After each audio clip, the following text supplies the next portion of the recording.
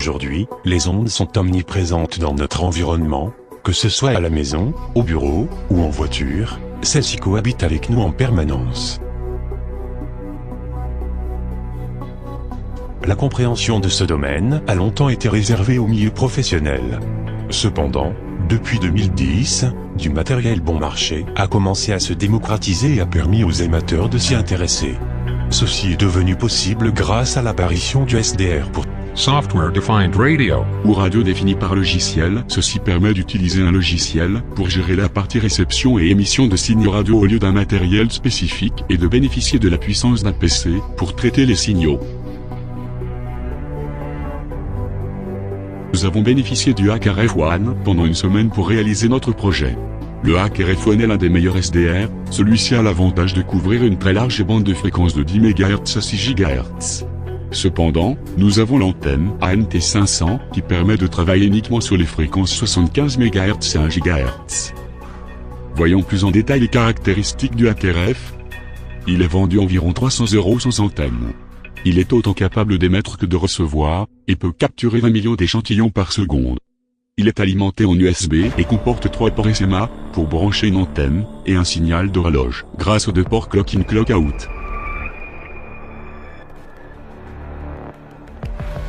Afin d'interfacer le Hack RF et l'ordinateur, nous utilisons le logiciel GNU Radio.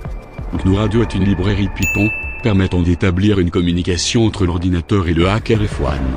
Cette librairie dispose d'une interface graphique du nom de GNU Radio Companion. Pour commencer, nous utiliserons la modélisation d'un récepteur FM, afin d'expliquer la fonction des principaux blocs. Bloc WXGUI permet de générer une fenêtre sur laquelle sera disposés les signaux reçus par la source. Le sample rate représente le taux d'échantillonnage, ici nous capturons 20 millions d'échantillons par seconde. Ce bloc représente la position initiale du curseur lors de l'ouverture du spectre, cela en fait la fréquence centrale. Cette variable représente le canal de fréquence. Celle-ci représente la largeur du canal. Et le bloc Osmo comme source représente l'acquisition via le Hack RF. Le bloc signal source est un signal généré en parallèle du premier, acquis par la carte. Ce bloc permet de paramétrer le gain. Le bloc multiply va nous permettre de multiplier 2 signaux entre eux, ce qui se traduit par un décalage fréquentiel. Alors que WXGUI FFT permet d'afficher la représentation spectrale. Le bloc Low Pass Filter, soit filtre passe-bas en français, permet de récupérer la partie voulue du spectre. Actionary Sampler permet la reconstruction du signal à partir des échantillons du Hack RF. WBFM Cosync permet de démoduler un signal issu d'une modulation FM. Multiply Const permet juste d'appliquer un gain avant d'écouter le signal. Pour finir, le bloc audio permet d'écouter le signal. Nous allons maintenant lancer la capture et écouter la radio. Nous retrouvons bien notre signal central à 97.6 MHz, qui correspond à la chaîne de Fun Radio.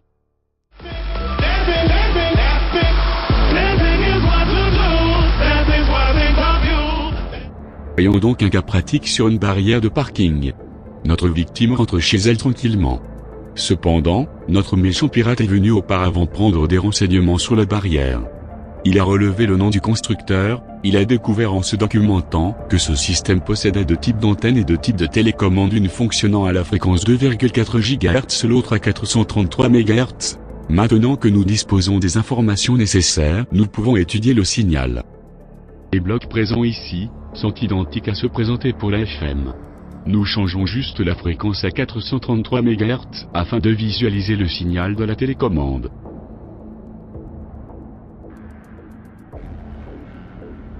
On distingue clairement la porteuse utilisée par la télécommande située entre 433,8 MHz et 434 MHz. À chaque pression, un signal est généré et les données brutes sont transmises et visibles sur la partie haute de la fenêtre. L'analyse du signal est en fait, nous passons à l'acquisition. Dans cette séquence, nous réalisons une sauvegarde du signal émis par un usager. Il est nécessaire d'augmenter le gain en réception, sans quoi le signal serait inexploitable.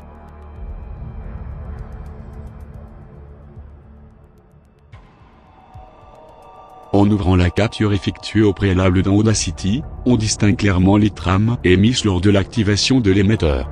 En zoomant un peu plus sur le signal, on parvient même à identifier les états caractéristiques, c'est-à-dire les 0 et les 1 binaires. Après avoir capturé la trame, et sachant que nous ne sommes pas en présence d'un code tournant, il nous suffit de réémettre la trame avec un gain suffisant pour atteindre le récepteur et ainsi ouvrir le portail.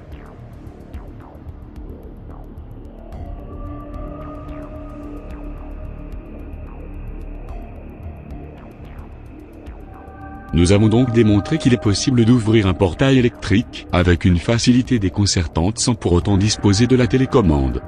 Dans un monde de plus en plus connecté, et où la majorité des communications transitent par radiofréquence, la sécurité est-elle toujours au rendez-vous?